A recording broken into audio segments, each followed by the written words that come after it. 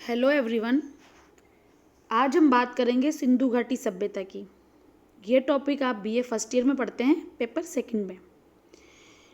हम बात करते हैं सिंधु घाटी सभ्यता की। लगभग आधी शताब्दी पूर्व तक वैदिक सभ्यता को ही भारत का प्राचीन काल माना जाता था। कि जब हम इतिहास की शुरुआत करते तो ये माना जाता था कि वैदिक सभ्यता सबसे प्राचीन है। लेकिन उसके बाद 1920 में जब हड़प्पा सभ्यता की खुदाई हुई, हमारे सामने नए अवशेष सामने आए, उसके बाद हम भारतीय इतिहास को शुरू किससे करते हैं? सिंधु घाटी सभ्यता से। ये वैदिक सभ्यता से भी प्राचीन है। 1826 में मेसन ने, जो अंग्रेज पर्यटक था, उसने सर्वप्रथम हड़प्पा के खंडरों को देखा था। उसके बाद कर्नल बर्न्स ने भी 1831 में इन्हें देखा।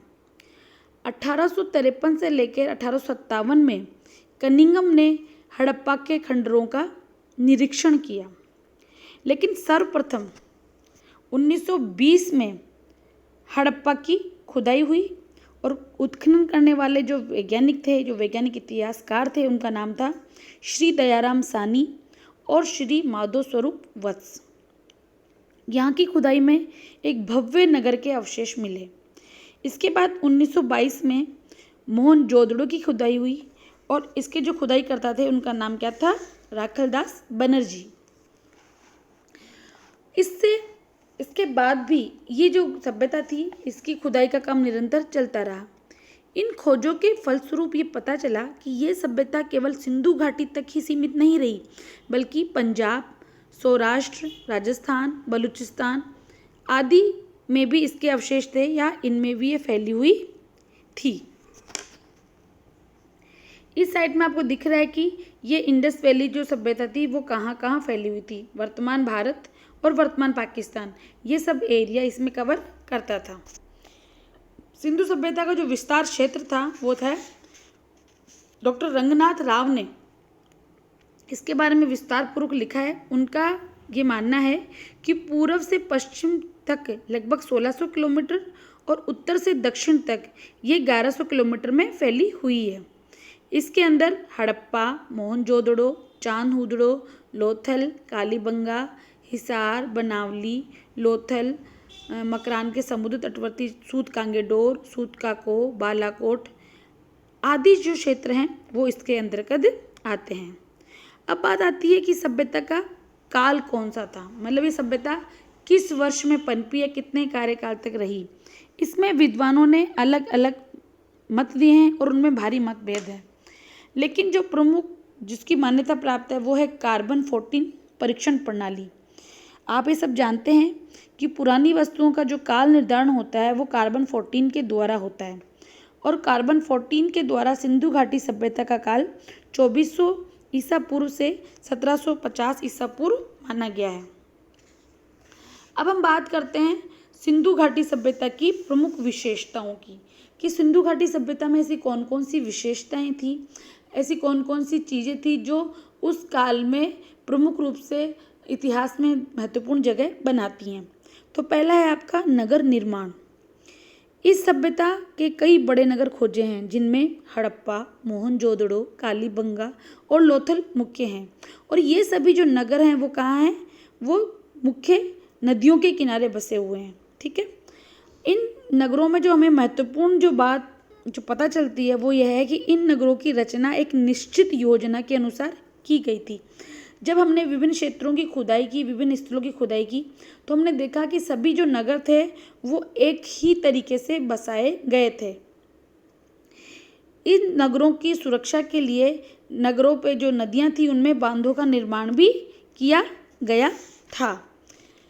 तो हम देखते हैं कि जो नगरों की जो बनावट है, जो प्रमुख रूप से जो नगर बनाए गए उनमें एक निश्चित योजना थी कि किस तरफ प्रमुख रूप से रहने की व्यवस्था होगी या भवनों का निर्माण किस साइड किया जाएगा या उनका मुख किधर होगा या फिर सड़कें कैसे होंगी। इन सब की चर्चा हम आगे चल के करेंगे। तो हम ये देखते हैं कि नगर निर्माण था वो एक महत्वपूर्ण आधार था उस काल में। ये महत्वपूर्ण रूप से नगर सभ्यता थी। अब इसी के अंतर्गत एक दूसरी विशेषता आती है दुर्ग या गढ़ी। अभी तक जितने भी उत्खनन हुए हैं उनसे ये अनुमान लगाया गया है कि सिंधु सभ्यता के सभी शहरी केंद्र समान योजना पर थे और जो मुख्य नगर था वो 2 भागों में विभक्त था। पहला दुर्ग या गढ़ी और दूसरा आपका सामान्य हिस्सा, यह दूसरा जो निचला स्तर था, निचला शहर था। जो नगर का दूसरा हिस्सा था, जो सामान्य निचला शहर था, उसमें सामान्य लोग रहते थे और जो ऊपर वाला हिस्सा था, जो दुर्ग मतलब जो ऊंची स्थल पर होता था, उस पे नगर रक्षक या बड़े अधिकारी हुआ करते थे। जो दुर्ग का निर्माण शेष नगर से ऊपर ईंट के ऊंचे चबूतरों पर किया जाता था। जैसे आपको इस चित्र से स्पष्ट हो रहा है कि जो गढ़ी है, जो दुर्ग है, वो ऊंचे स्थान पर टीले पर बना हुआ है और बाकी के जो घर है वो सामान्य नीचे स्थल पर बने हुए हैं। तो हम देखते हैं कि ये जो संरचना है वो अधिकतर नगरों में देखने को मिलती है। अगला आपका आता है सड़कें और गलियां। जो सिंधु घाटी सभ्यता थी उसके अंदर मैंने आपको पहले बताया कि नगर नियोजन की एक पद्धति बनी हुई थी। तो इसमें नगरों की प्रमुख सड़कें भी होती थी और उनमें प्रमुख गलियां भी होती थी।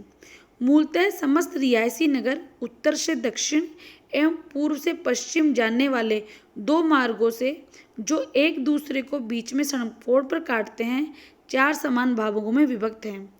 अर्थात जितने भी जो बसावट की गई है वो समकोण आधार पर की गई है। एक बड़ी सड़क उत्तर से दक्षिण आ रही है, एक सड़क पूर्व से पश्चिम जा रही है। इन दोनों प्रमुख राजमार्गों के मिलाप स्थल पर चौराहे बने होते हैं और नगर की मुख्य सड़कें काफ़ी चौड़ी हैं। ठीक है, इसी प्रकार अन्य जो सहायक सड़कें हैं वो भी उत्तर से दक्षिण और पूर्व से पश्चिम सीधी जाती हुई एक दूसरे को समकोण पर काटती हुई समस्त नगर को छोटे छोटे खंडों में विभाजित करती हैं। ये छोटे छोटे खंड हैं वो भी गलियों या पतली सड़कों द्वारा विभिन्न छोटे छोटे उपखंडों में विभक्त हैं। ठीक है, जो सहायक सड़कें हैं वो 9 फीट से 18 फीट तक चौड़ी हैं। ये जो सारी सड़कें हैं वो क्या है, मिट्टी की बनी होती थी, परंतु मिट्टी होने के बावजूद भी इनकी सफाई का उस काल में बड़ा ध्यान रखा जाता था। जो सड़क के आसपास स्थान स्थान पर कूड़ा करकट डालने के लिए मिट्टी के पात्र रखे हुए थे ताकि रोड पे कचरा नहीं फैले। इसके अलावा सड़कों के किनारे स्थान स्थान पर गड्ढे खोदे जाते थे। तो हम देखते हैं कि हड़प्पा की खुदाई में भी हमें ऐसे गड्ढे मिले हैं। इससे पता चलता है, इससे क्या पता चलता है, इससे पता चलता है कि यहाँ के लोग नगरों की स्वच्छता का पूरा ध्यान रखते थे। ठीक है, तो हम देखते हैं कि जो नगर था व्यवस्थित था, एक सुनियोजित योजना के आधार पर था। उसमें एक ऊंचा भाग होता था, उसको दुर्ग गढ़ी कहते थे। एक निचला भाग होता था जिसमें सामान्य जनता रहती थी। दूसरा, पूरे सड़कों और गलियों के जाल बिछे हुए थे। अब आपका अगला पॉइंट आता है भवन निर्माण। इस काल में जो जितने भी पुरावशेष मिले हैं उससे हम उस काल की भवन निर्माण शैली के बारे में पता करते हैं। तो देखते हैं कि भवन निर्माण में ये लोग पारंगत थे। इन नगरों के मकानों की विशेषता यह है कि उनके दरवाजे खिड़कियां मुख्य मार्ग की तरफ ना खुलकर गली की तरफ खुलते थे। ठीक है, मकान 2 तरह के पाए गए हैं। एक बड़े मकान, बड़े लोगों के लिए 4-5 कमरों का मकान बनता था और दूसरे छोटे मकान भी हुआ करते थे। ये लोग ईंटें भी प्रयोग करते थे, दोनों तरह की ईंटें, कच्ची ईंटें और पकी हुई ईंटें।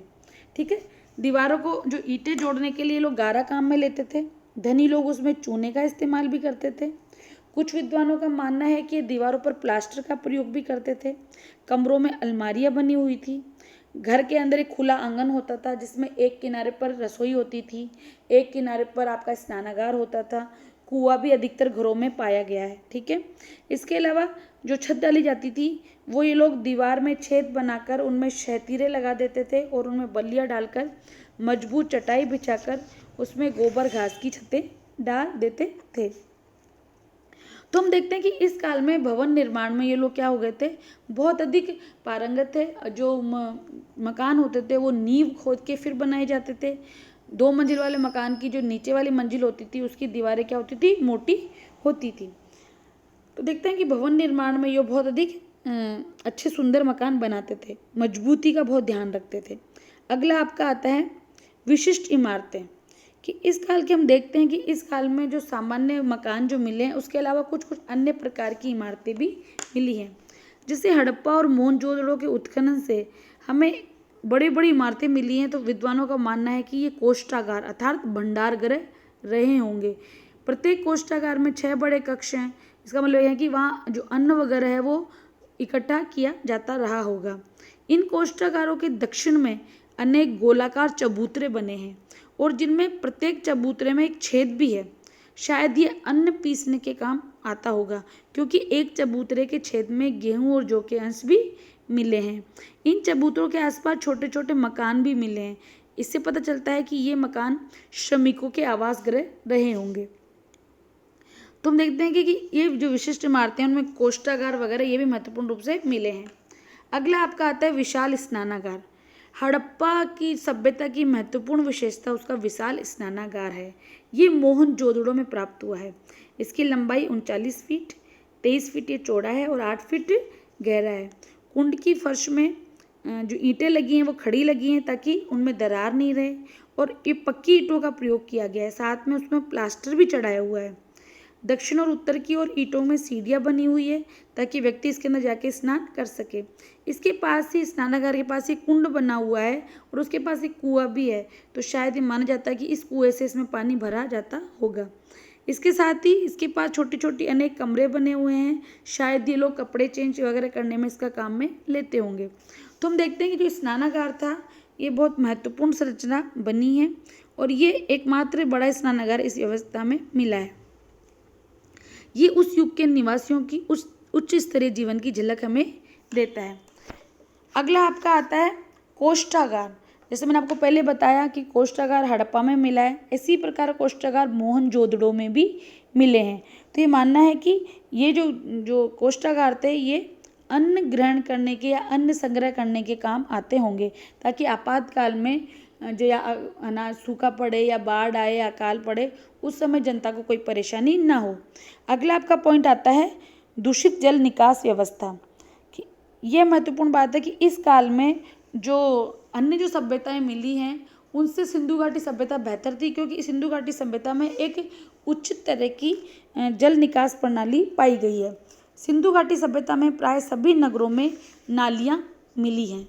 मकानों से आने वाली नालियाँ और परनाले गली की नलियों से मिल जाते थे और गली की नलियाँ सहायक सड़कों की नालियों से मिल जाती थी। सहायक सड़कों की नालियाँ मुख्य मार्गों की नाली से मिल जाती थी और मुख्य मार्ग की नालियाँ हैं वो पुलिया से होती हुई नदी में जा मिलती थी। नालियाँ पक्की होती थी और उनके निर्माण में ईंटों, पत्थरों, चूने और जिप्सम का प्रयोग होता था। नालियों को ईंटों तथा पत्थर की पट्टियों से ढक दिया जाता था। समय समय पर नालियों को साफ भी किया जाता था। इन नालियों में थोड़ी थोड़ी दूर में सॉक पिट्स बनाए गए थे, अर्थात छोटे छोटे खड्डे नालियों के बीच में बनाए गए थे ताकि जो पानी के साथ जो कूड़ा बह के आता है वो उस खड्डे में रुक जाए और पानी का बहाव रुके नहीं। तो इस प्रकार ये जो दूषित जल निकास की जो व्यवस्था थी ये उस सिंधु घाटी सभ्यता के लोगों के काल के बौद्धिक विकास को प्रकट करती है। समकालीन जो अन्य सभ्यताएं थी उनमें इस प्रकार की पद्धति हमें नहीं मिलती है।